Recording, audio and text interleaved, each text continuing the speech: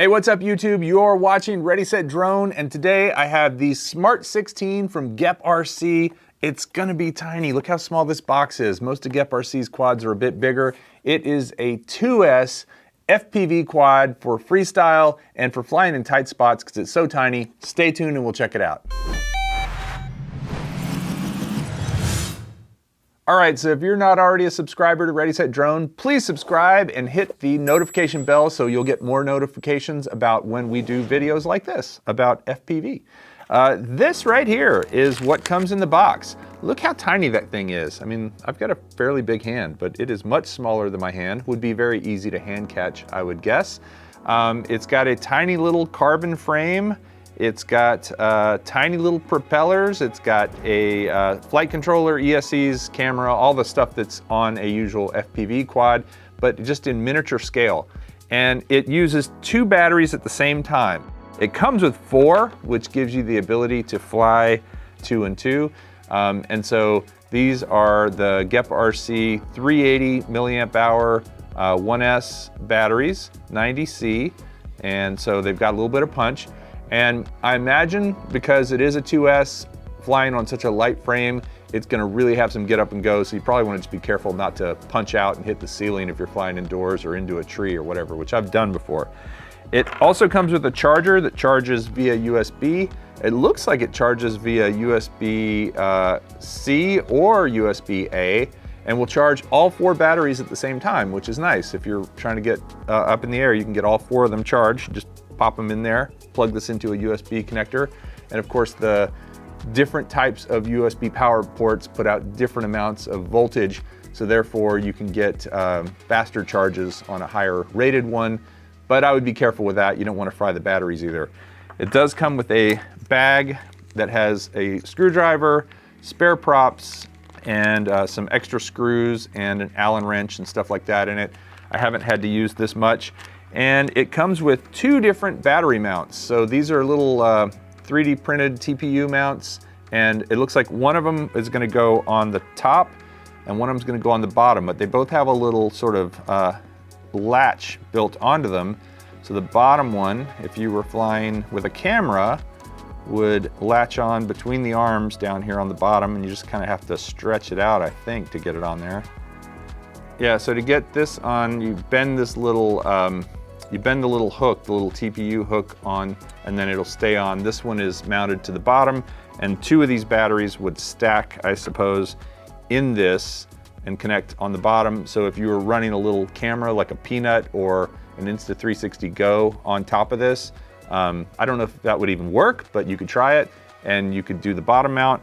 Or if you're just running FPV and you don't really want to mess with a camera, you can just put the double mount up on top. The double mount won't work on the bottom due to the shape of the body frame down there, but it will work up here on the top. And so let me see if I can get that guy on there. And that's what I'm gonna do. I'm gonna fly this thing around a little bit indoors here and try out this configuration with the batteries mounted on the top. Yeah, it just takes a little bit of finagling to get it into the right spot. But once you get it into the right spot, it's pretty well set in there. You can see I'm holding it by the mount and it's staying right there. So, of course, you've got to bind it to your radio. This one has a Crossfire receiver in it. And so we are using Kris's transmitter here with the Crossfire unit here in the back. And then again, Crossfire receiver there. Fat Shark goggles. These are just the standard Fat Shark goggles that are on the analog frequencies. These are custom antennas made by Doc Murdoch. Thank you, Doc. So let's go ahead and we'll turn on the radio. I'll see if I can figure all this out without Kris's help. I'm gonna turn on the power. All right.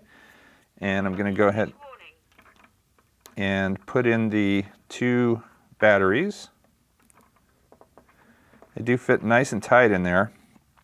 This reminds me a little bit of the GEPRC Tiny Go, but obviously a little bit more powerful because it's got 2 batteries.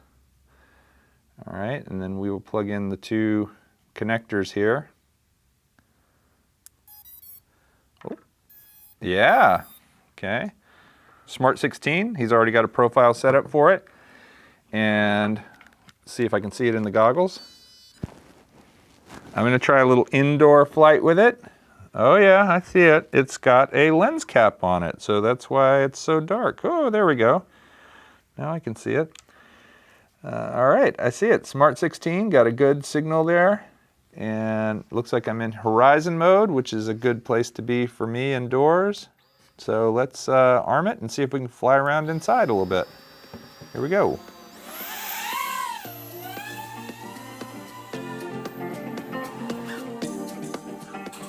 You probably want to just be careful not to punch out and hit the ceiling if you're flying indoors.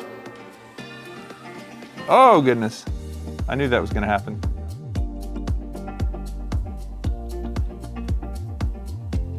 Oh gosh. Thank you. All right, first flight was not super successful. I'm gonna try again. Maybe I'll put it in, maybe I'll see if I can put it into angle mode. Okay, I'm in angle mode now. All right, that's a little bit easier for indoor flying.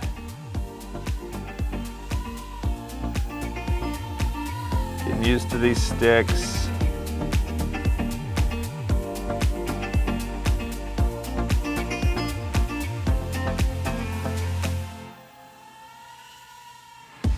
Yeah, I mean, definitely indoor flying in angle is a good way to start. I'm curious what the flight time is on this thing. Kris said he only got about 2.5 minutes outdoors today, but it's kind of cold and he flew it outside earlier. And of course he was probably flying an acro and flying a little more aggressively than this. So let's see what we get indoors. Just kind of putzing around in angle mode. Very, very clear picture on the DVR, or at least on the goggles. And quite a bit of control. I feel like I could probably, in angle mode, probably just hover it here for a second.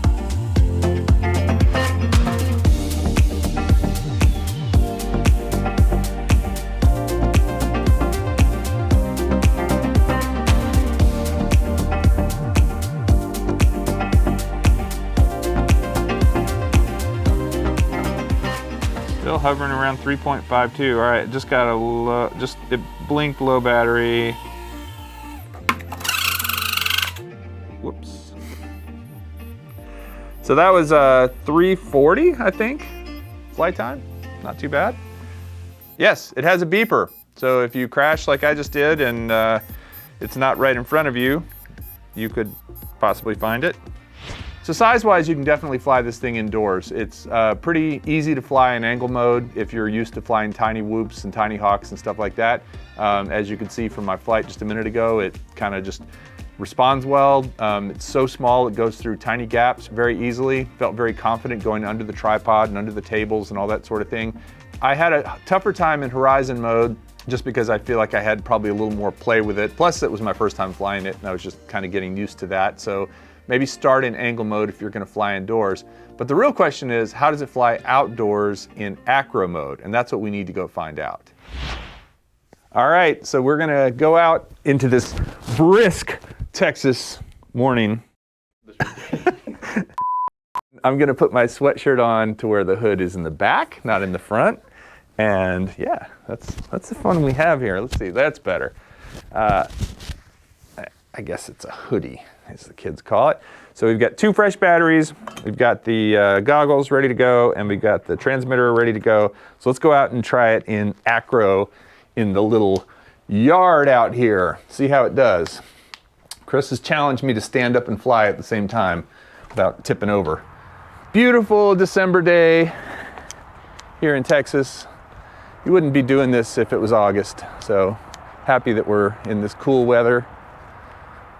Plug this bad boy in, and Kris did make a good point that when you use the bottom mount, you're going to be avoiding the props more than when you use the top mount. So as we're top mounting it, I just want to be careful not to hit the props with the wires. So just see how these stack up. I think they're okay. I think they've got these cables at a good length to keep them from doing that. Yeah, they seem like they're clear and they're not gonna flap around. We'll see. And you know, I am gonna lean. I'm not gonna sit, but I'm gonna lean. Go ahead and see how she flies outdoors.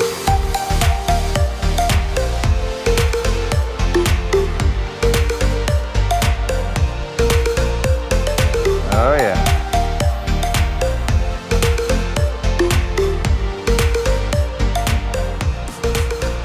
Yeah, I mean, it's pretty smooth.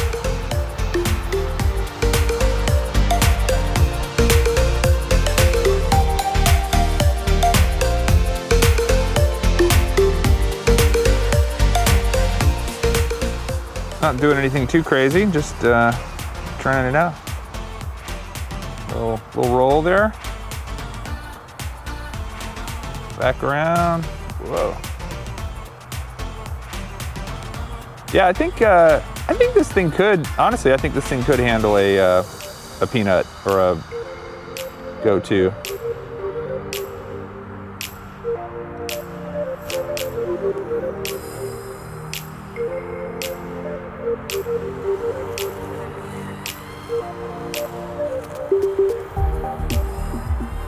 All right, let's see if we can get Kris to stand still for a second. You're gonna fly through? Nope, I'm gonna hit you.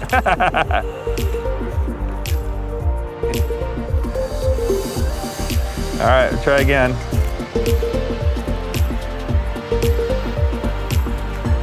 We're still sitting at 3.57 volts, so a little bit more time. All right, here we go.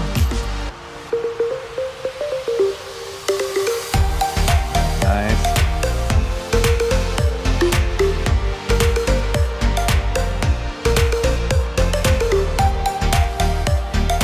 Well, that was pretty good.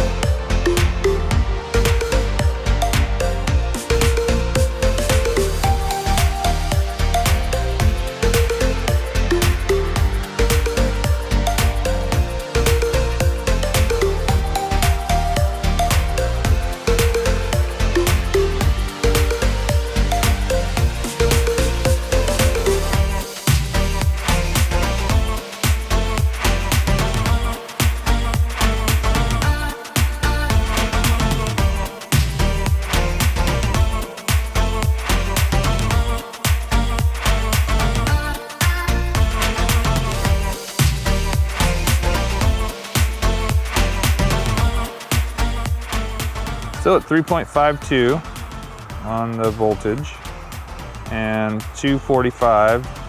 Now this is my second flight, right? Because I crashed the first time. All right, starting to get the low battery warning.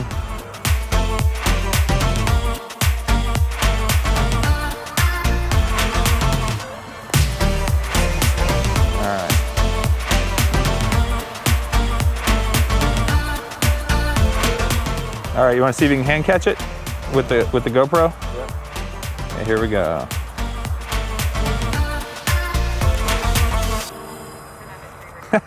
Nice. All right, outdoor flight in acro, really fun. Great for a tiny space like this. This is not a huge area. It's big enough for that though, and it does really nice little flips and rolls through tight spots. Crashed it once and it picked right back up, so there wasn't a big issue with it having damaged anything. It's so light, I don't think you're gonna damage anything because the mass of it is just not gonna cause any problems. I'm gonna give it off to Kris. He's gonna take it out and fly it a bit more extensively and then do a wrap up and tell you guys whether he thinks you should buy it or not.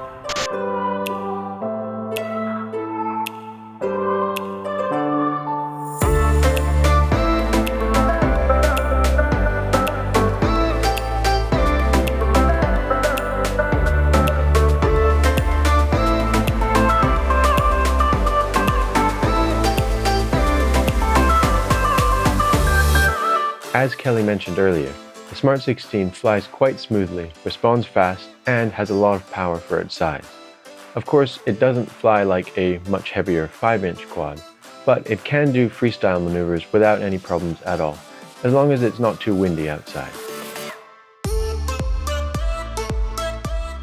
since it is very light, weighing in at around 57 grams, including both of the 380 mAh batteries. This tiny freestyle quad is ideal for practicing new tricks without worrying too much about an expensive crash.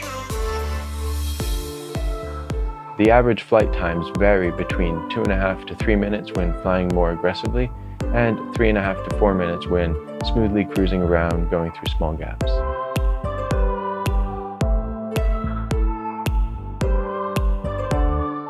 If you already have a collection of 450 mAh 1S batteries, you can use them on the Smart16.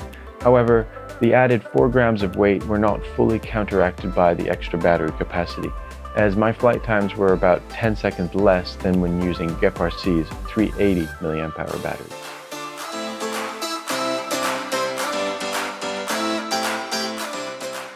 Whether you're a beginner to FPV flying or a more experienced flyer and want something to practice new tricks on, the GEPRC Smart16 is a great choice and a real pleasure to fly.